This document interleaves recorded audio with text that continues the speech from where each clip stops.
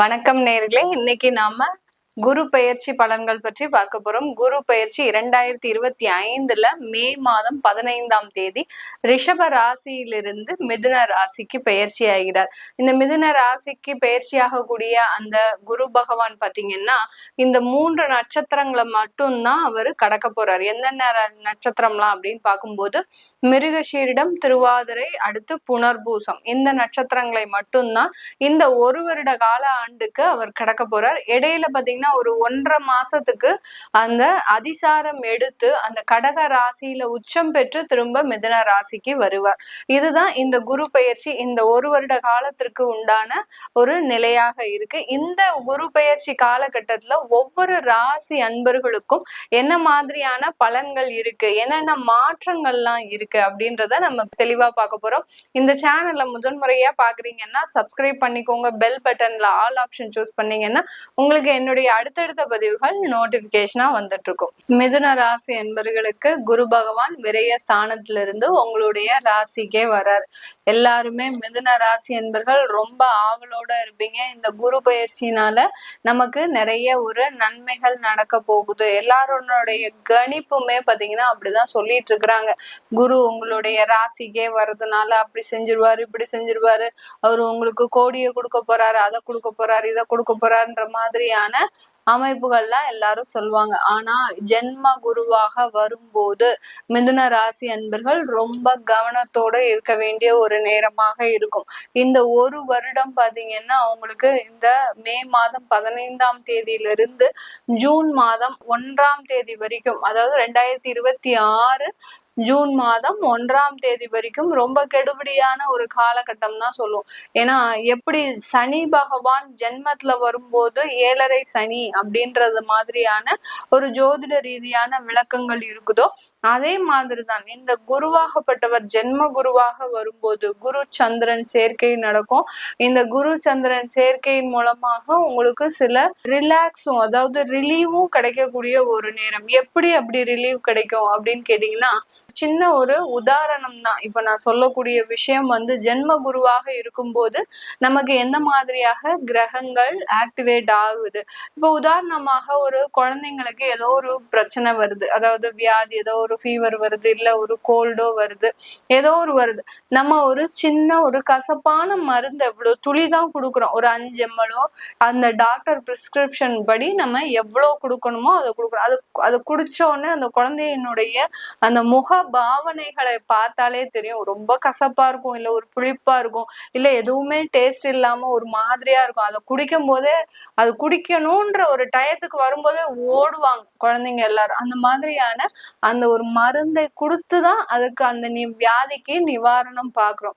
இதே மாதிரிதான் இந்த ஜென்ம குரு உங்களுக்கு உண்டான கசப்பான ஒரு அனுபவங்களுக்கு, உங்களுக்கு இருக்கக்கூடிய தொந்தரவுகளுக்கு அந்த குரு பகவான் சின்ன ஒரு மருந்து தான் கொடுக்க போறார்.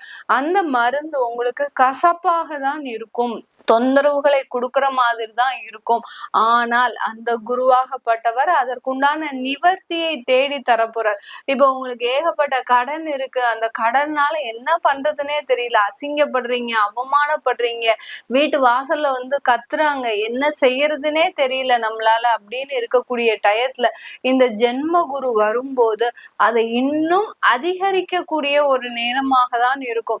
எங்கடா இது, நம்ம இந்த கடன் தொந்தரனால நம்ம வாழ்க்கையே முடிஞ்சிரும் போல இருக்கே அப்படின்ற மாதிரியான ஒரு தவறான எண்ணங்கள் தோன்றும். அந்த எண்ணங்கள் இருக்கும்போது அந்த குடும்பமும் பாதிக்கப்படும். இந்த மாதிரி எல்லாம் அந்த சிச்சுவேஷன் பாத்தீங்கன்னா நீங்க அவமானப்படக்கூடிய அளவு அதிகரிச்சுக்கிட்டே இருக்குமே ஒழிய குறையாது. அப்படி அதிகரிக்கும் போது நீங்க என்ன பண்ணுவீங்க, இதற்குண்டான நிவர்த்தியை தேடி செல்லக்கூடிய ஒரு நேரம். சில தெய்வ வழிபாடு, சில ஒரு வேண்டுதல்கள், இந்த மாதிரியான உங்களுக்கு உண்டான ஒரு வாய்ப்புகளை தேடி நகர்ந்து செல்லும் போது அந்த கடனுடைய அளவு ஆட்டோமேட்டிக்காக குறையும்.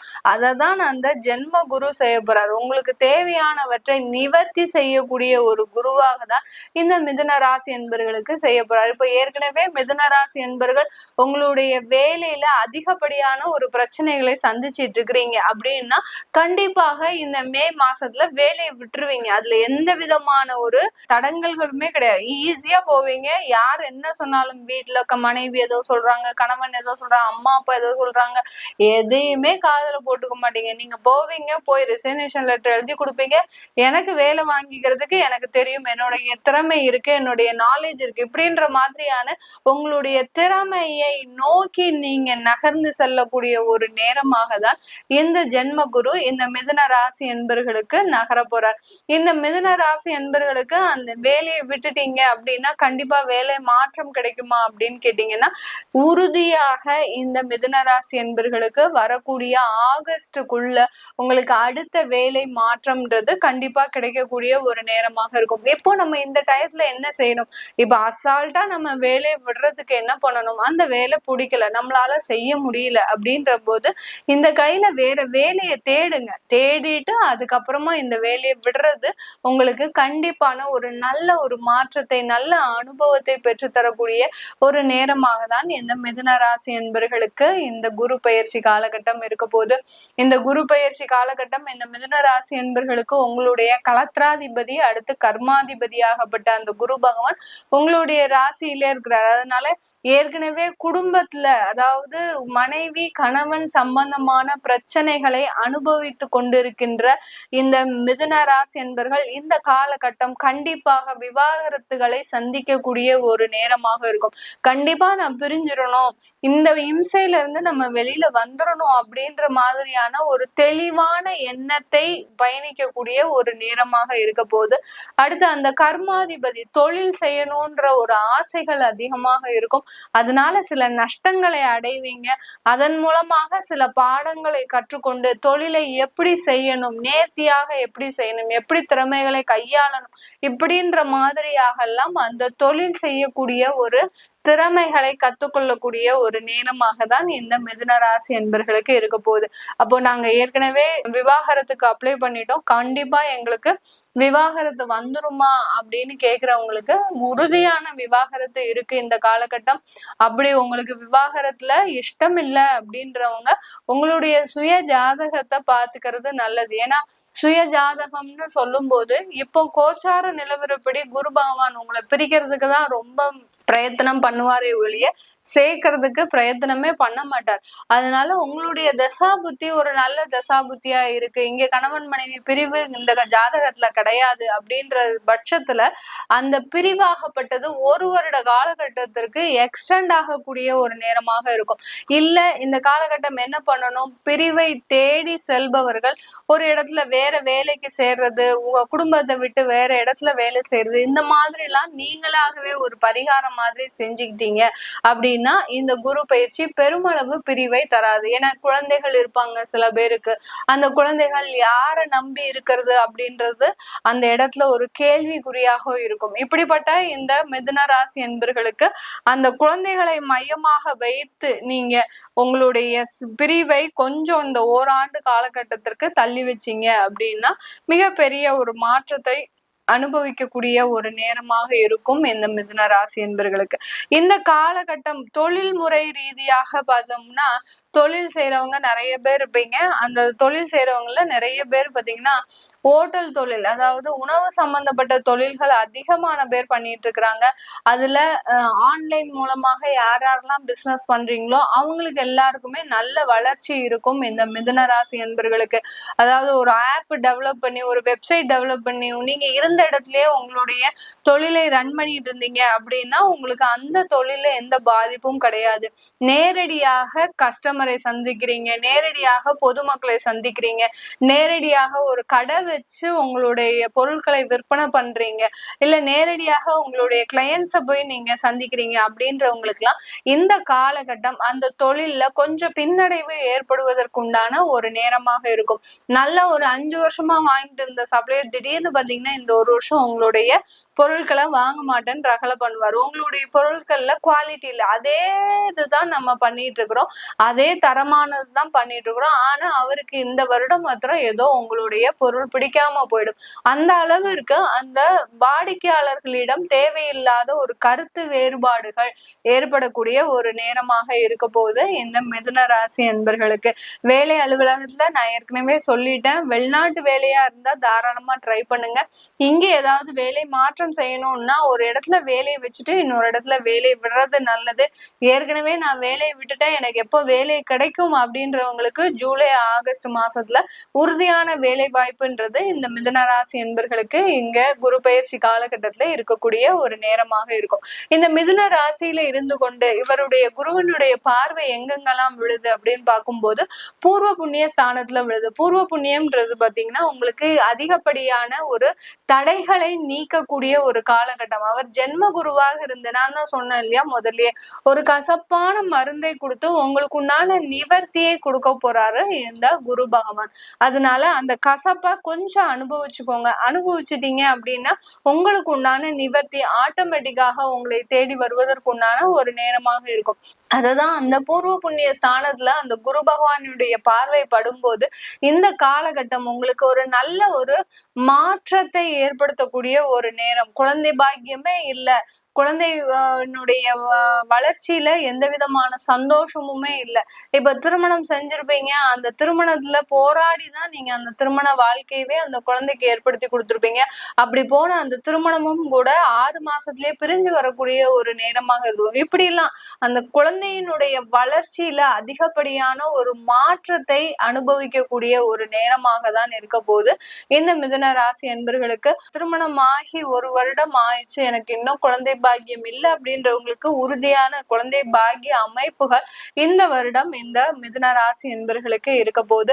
சில பேருக்கு உங்களுடைய சுய ஜாதகப்படி குழந்தை பாக்கியத்துல தடைகள் இருக்கு, ரொம்ப வருடமா எனக்கு குழந்தை பாக்கியமே இல்லை, ஒரு 5 வருடம் 6 வருடம் ஆச்சு அப்படின்றவங்களுக்கு குழந்தை தத்தெடுக்கிறதுக்கு உண்டான ஒரு அமைப்பாக தான் இந்த வருடம் இந்த மிதுன ராசி என்பர்களுக்கு இருக்க போகுது. 7ஆம் இடத்தை பார்க்கிறார், களத்திரத்தை பார்க்கறதுனால திருமண அமைப்புகள் உங்களுக்கு உங்களை தேடி வருவதற்கு உண்டான ஒரு நேரம். ஆனா அந்த திருமணத்துல அதிகப்படியான ஆசைகளை வச்சிருக்கிறீங்க. நமக்கு இப்படி அமைஞ்சிடணும், இப்படி இருந்துடணும், இந்த மாதிரியான ஒரு களத்திரம் வரணும், இந்த மாதிரியான ஒரு மனைவி வரணும், நல்ல ஒரு சொத்து சுகமுள்ள ஒரு மனைவி வரணும், நம்மளை வச்சு சீராட்டணும் பாராட்டணும் எப்படின்ற மாதிரியான கனவுலாம் அதிகமா இருக்கும் இந்த மிதுன ராசி என்பர்களுக்கு. ஏன்னா அவர்கள் வெறும் அந்த பாசத்திற்காக மட்டுமே ஏங்குபவர்கள், வேற எந்த விதமான ஒரு இதுக்கும் அவங்க ஆசையே பட மாட்டாங்க. அதனால தனக்கு வரக்கூடிய அந்த களத்திரம் இந்த மாதிரியான ஒரு குவாலிஃபிகேஷன்லாம் இருக்கணும் அப்படின்ற மாதிரியாக எதிர்பார்ப்பீங்க. கண்டிப்பா அது எல்லாமே உங்களுக்கு சாத்தியமாக அமைய போது.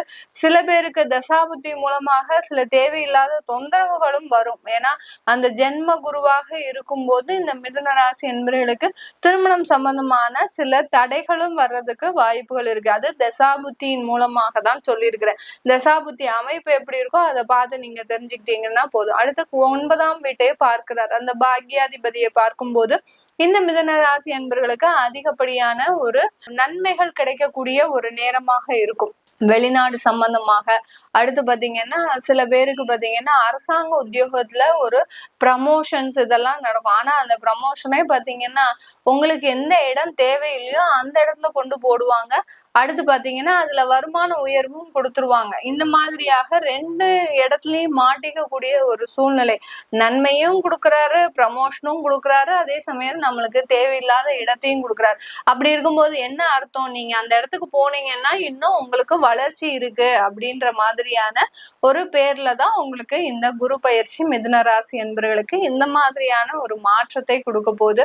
இந்த மிதுன ராசியில பாத்தீங்கன்னா நான் ஏற்கனவே சொன்ன மாதிரி மிருகஷீரிடம், அடுத்து திருவாதிரை நட்சத்திரம், புனர்பூசம் நட்சத்திரம் இருக்கிறீங்க. இந்த மிருகஷீரிட நட்சத்திர அன்பர்களுக்கு சொத்துக்கள் வாங்குறதுனால சில ஏமாற்றங்கள் இந்த காலகட்டம் இருக்கு. கடன் வாங்கும் போது பார்த்து வாங்குங்க. ரொம்ப அதிகமான ஒரு கடன்களை வாங்கினீங்கன்னா எப்போ அந்த கடனை வாங்குறீங்களோ வேலையை விட்டுருவீங்க. அதனால ரொம்ப கவனமா இருங்க. அடுத்து திருவாதிரை நட்சத்திரம். திருவாதிரை நட்சத்திரம் உங்களுக்கு திருமண அமைப்புகள்ல சில பிரச்சனைகள் இருக்கு. அந்த திருமண அமைப்புகள்ல நிறைய எக்ஸ்பெக்டேஷன் வச்சிருந்தீங்க அப்படின்னா அதுல சில தொந்தரவுகள் உங்களை தேடி வரக்கூடிய ஒரு நேரமாக இருக்கும் இந்த குரு பயிற்சி காலகட்டம்.